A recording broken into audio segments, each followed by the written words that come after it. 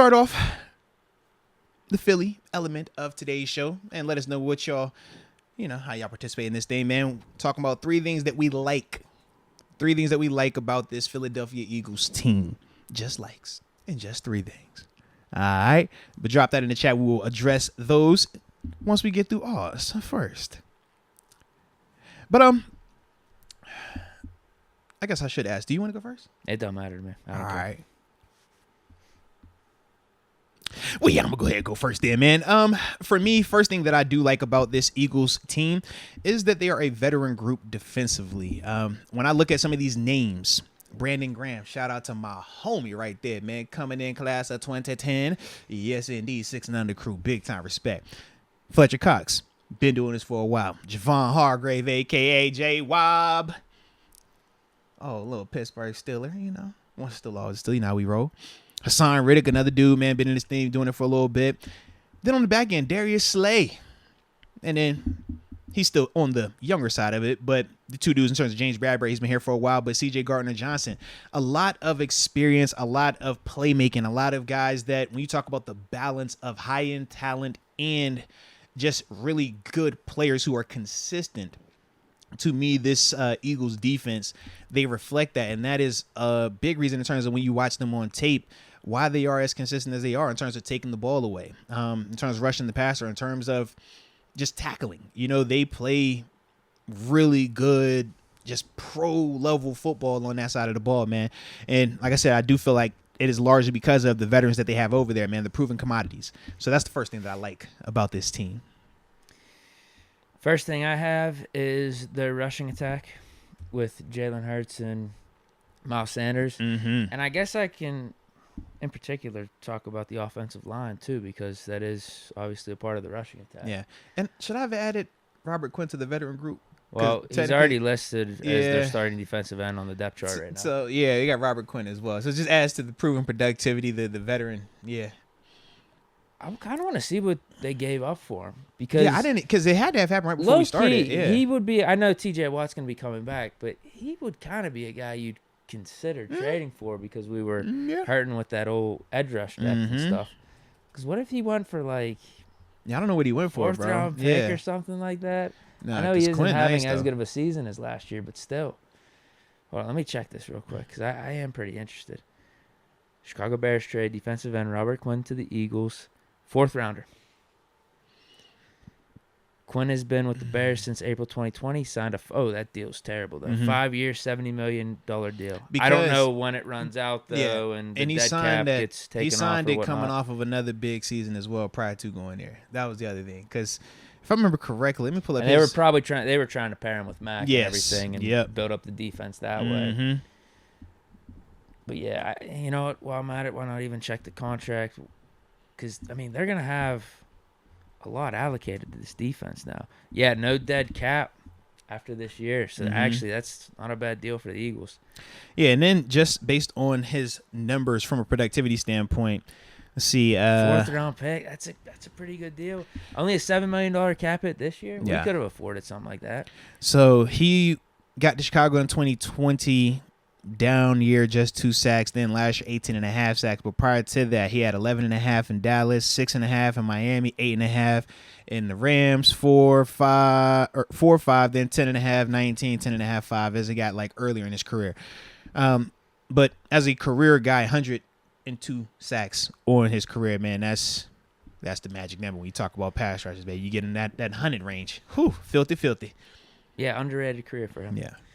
But back to the Eagles' rushing attack. Miles Sanders is having a really solid year. Jalen Hurts is a huge part of their rushing attack. Not only just for maybe some of their design runs, but he gets a ton of them when things are breaking down in the passing area. So that's something we're going to have to watch. You're going to have to contain Jalen Hurts one way or another because he'll pick up first downs and really deflate the defense because you think you got it. You got him in a 3rd and long scenario or a 3rd and 5, 3rd and 6. And he's just able to take off. He has really good pocket presence with that stuff, too, I feel like. He could find when it's breaking down, find the hole, find the lane to get those 10 or 15 yards. But he's not looking to do it first. No, he's not. He's dropping back to pass, and he's looking around the field, scanning the field, and then he could just take off. And he's smart with it, too. He'll know when to slide. He'll know how to avoid the big hits. But he's a huge part of their rushing attack. But the offensive line too. I'm absolutely amazed at some of the holes that Miles Sanders is running through. Yeah.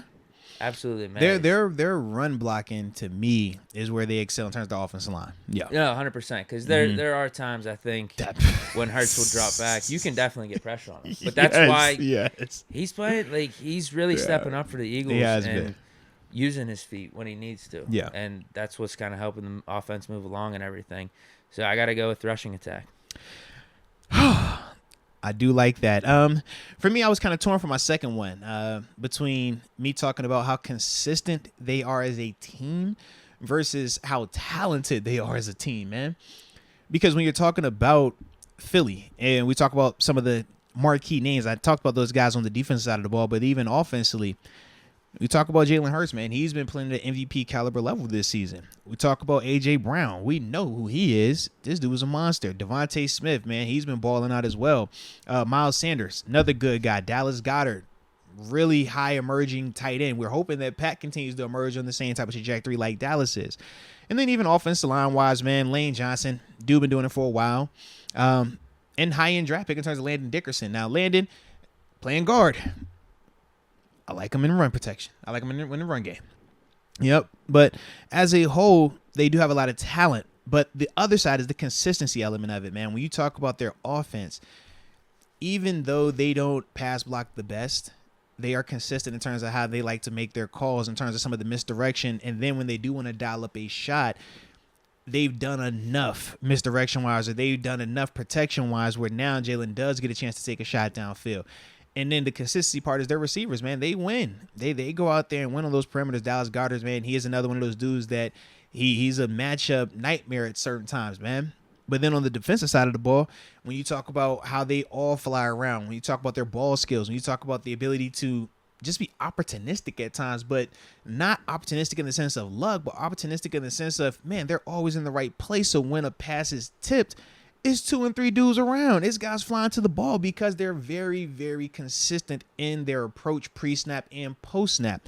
And that goes back to how veteran they are. But to me, the consistency across the board, man, is something that jumps off the table or jumps off the tape to me when I'm watching this Philly team.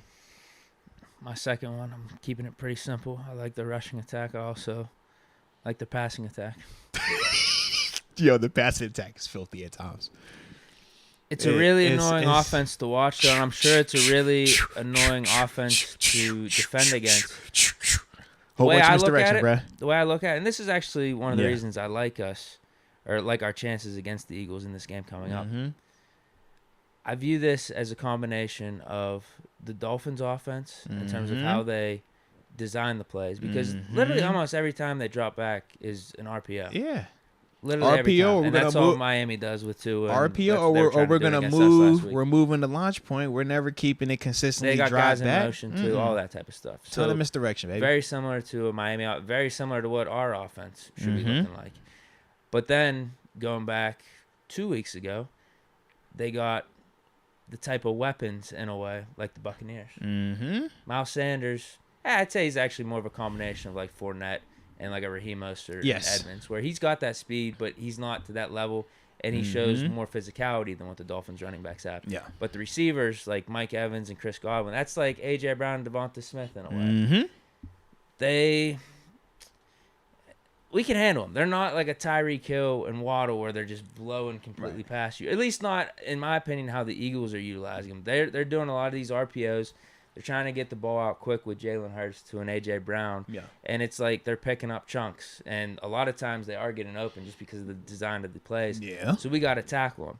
But it's been working. So to their credit, their passing attack is pretty nice. But what I'm saying is, like, why I like us against this is we've already handled this back-to-back weeks in some form or fashion in back-to-back weeks. These type of receivers we handled against the Bucs, and this style of offense we handled against Miami. Now, granted, the quarterback's different in the scenarios here. I think Hurts is better than Tua. I was going to ask you, who do you think was playing better between them two, man? I'd take Brady over Hurts just as a quarterback, but Hurts in the system, obviously more dynamic, can beat you with the legs. Yeah.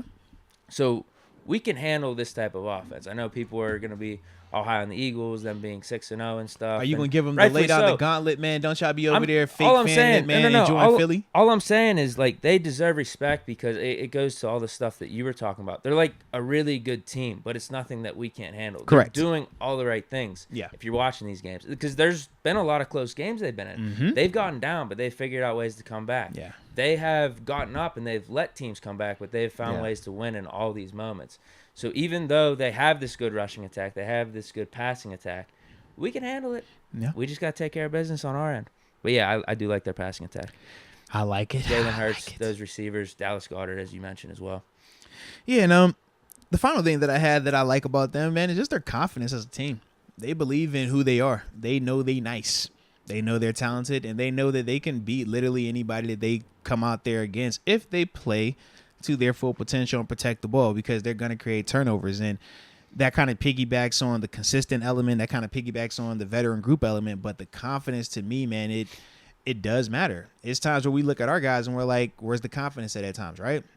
We hollered about that with Mitch and stuff. Devin Bush, up until this season, he's really picked it up. But in terms of confidence, man, they believe that they're going to win. Like you said, whether they're trailing, which they don't do a lot of, but they always believe that they're going to win. They always feel like they're in it. They feel like they can make a play at any level. They feel like they can do it through the passing attack, through the rushing attack. They can slow win. They can, have a shootout with you. They feel like they can rush the passer. So when I look at that confidence, it does help. Just from a player that played on a team where we had confidence like that. When I watch them at times, I'm like, yep, I know that feeling right there where you feel like it doesn't matter what they do. We got to answer for it.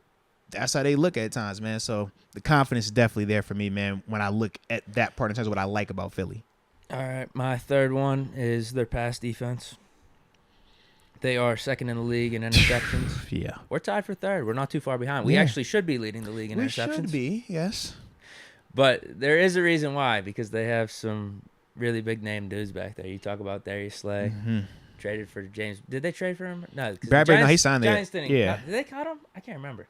I thought he signed this offseason. Let me pull it up. The Giants might have cut him. Either way, they acquired James Bradbury this offseason either through trade or signing. And we were talking about whether or not we wanted to try to trade for him or not.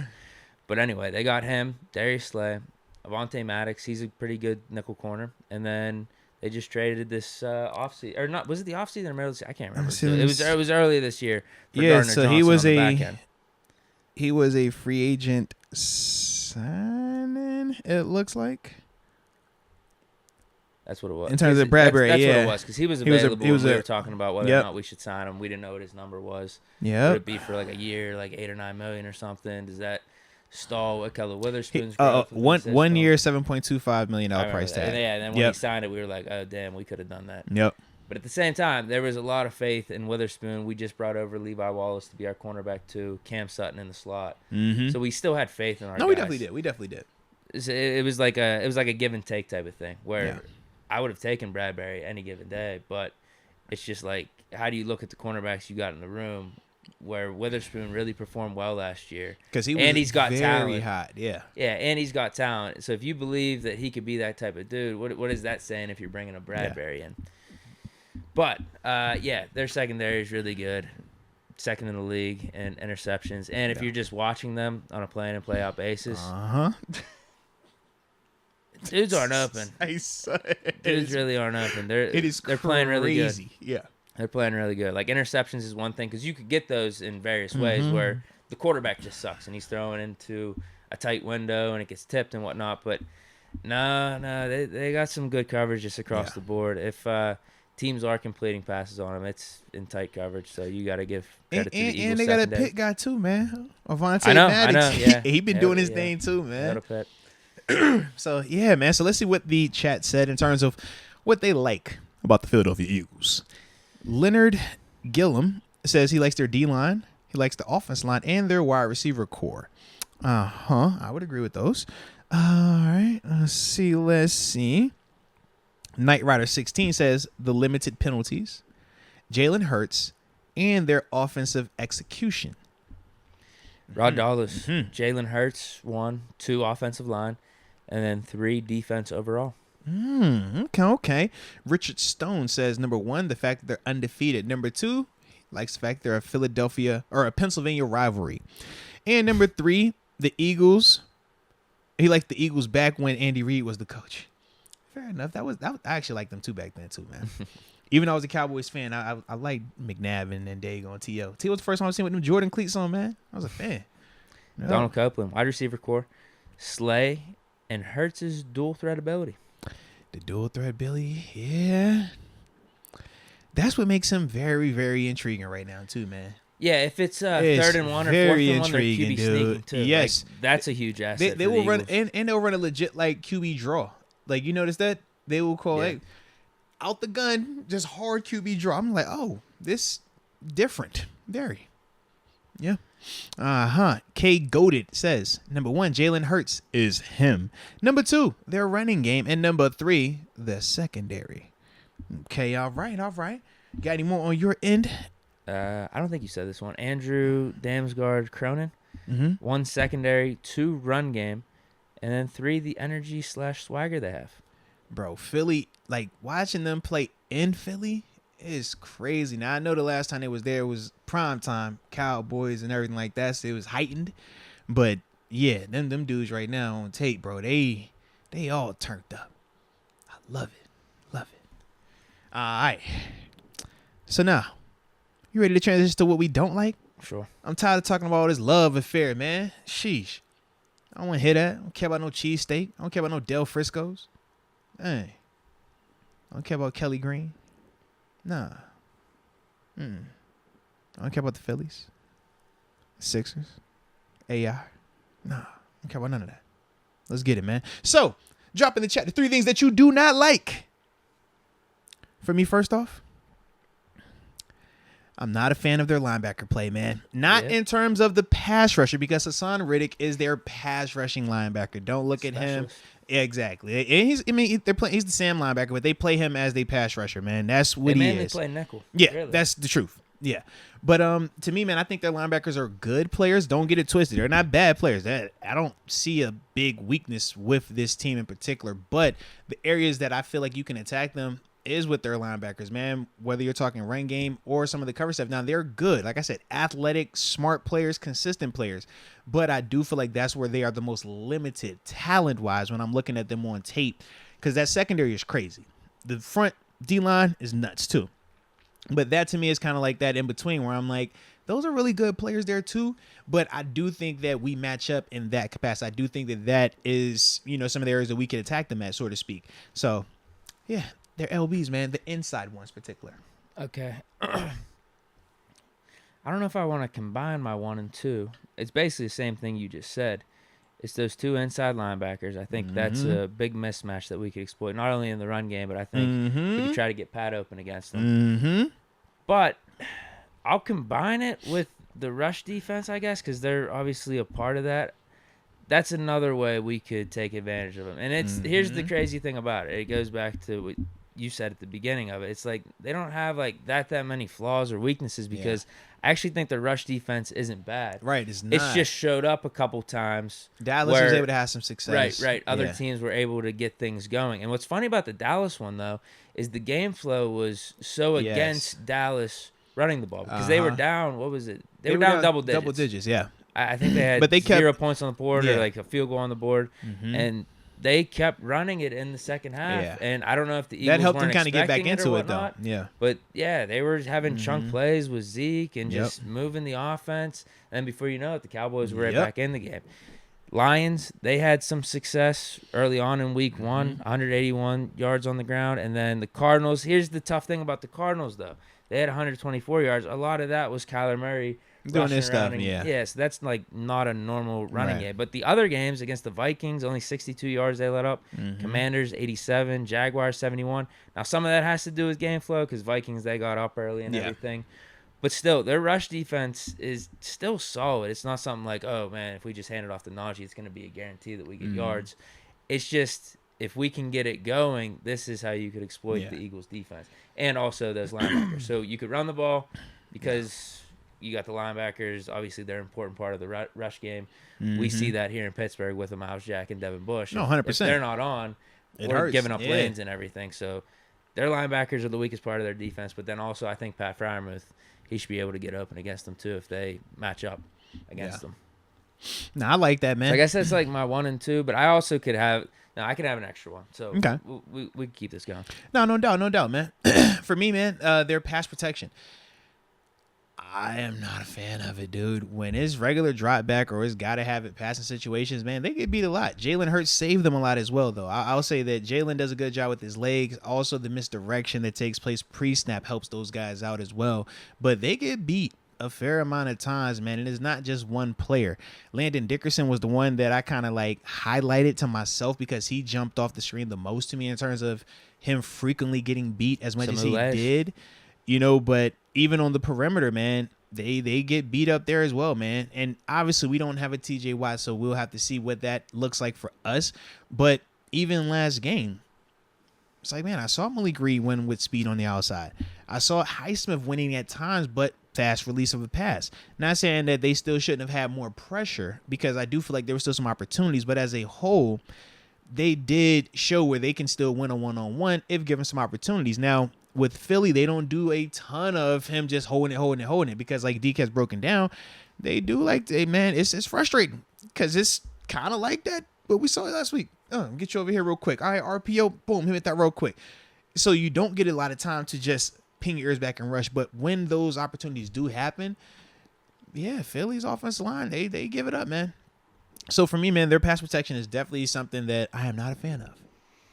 Well, that would have been the extra one that I added. So and I went there because you took rush defense, and that was one I had as well. Yeah. Oh, okay, that works. So yeah, that's fine. I'm with you because as much as they are like a solid team, and Hurts will at some points have time, a lot of it is due to scheme. You can get around this offensive line. You just got to take advantage. You just got to tackle Jalen Hurts. You can't let him pull a Zach Wilson on us. But it's been difficult. Or a Justin Herbert last year where you're not even watching him. There's no contain on him. You're just letting him run free when no one's open down the field.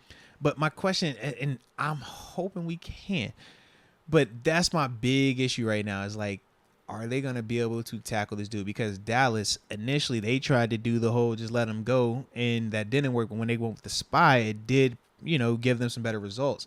So I'm asking myself, are we going to go the spy route, or are we going to just try to do, hey, rush with 4 and, your guys got this? Because I don't want to see him running when we actually do have everything locked up, because we know what those receivers are. And it's not a scenario where you want our DBs having to cover these dudes for 6-7 seconds, man, and watching Hurts scramble around, and now you're like, all right, do I come out of coverage or do I stick with this dude? And now you're playing that game. It's gonna be fun though. It's gonna be interesting. So I'll say this for my last one then. How much you got? I'm tired of the Philly vibes. Oh. I'm tired of the song with the Phillies. They're adopting it just to all the Philadelphia sports. What song is that? Meek Mill joint stuff? You didn't hear about that? No. It's some like EDM song that the Phillies are playing in their locker room. Yeah, we don't care about that. It's only one Philly song. It's only one Philly song that I acknowledge. That's Dreams and Nightmares, baby. Shout out to Meek Mill. Hold up, wait a minute. Y'all thought I was finished? Deke, you can slander every other song that come out of Philly except that one. You can't slander that one. I love that song. This isn't even a Philly song. They adopted the song. It's Get on that EDM then. It's a Tiesto remix. Tiesto, he fired now. No, I'm just saying, no. But we don't like them though. I'm with you. I'm just tired of it. I'm tired of like. This is a thing for real. I'm being dead serious. Everyone's just like, oh, Philly's winning in sports right now across the board. You haven't won anything. They have. You're 6-0 in football. Yeah. Like your team's good. They have not won anything. But your team isn't like amazing. Mm-hmm. It's not this unbeatable team. If you actually watch these games, you're winning close games, and I'm giving you credit for it. And you're not making mistakes. Like you're a really solid team. Like you're gonna make the playoffs. You're gonna have a good chance to win the division. You haven't won anything just yet. In particular, Eagles and the Phillies too. You haven't even won a World Series too. You got to do this. You're just there now. Stop acting. But you haven't like won it. 76ers, please. You have James Harden. Like you're not gonna win anything. Please. They got Joel Embiid too, man. I don't know what the hell the Flyers are doing. I haven't been up on my hockey, but I know the Penguins are pretty decent this year, and I know they're gonna make a run. Penguins been putting smoke on folk, bro. No, I'm tired of it, dude. I'm tired of it. I don't want to be hearing all this of like, oh, Philly, it's Philly's time in the sports world. You haven't won shit. Yeah. Win something, and then you can maybe talk. And y'all traffic suck. How about that? I can't stand they traffic out there in Philly either, man. Let me think what else I can't like out there. I don't like no Philly, no. And y'all locked up Santa Claus. I don't like that either, man. That ain't cool. Don't lock up Santa. See, other than that, yeah. They threw snowballs at Fanta. He threw so balls at center, Back in man. the You 70s. can't be doing that type of stuff, man. Jeez.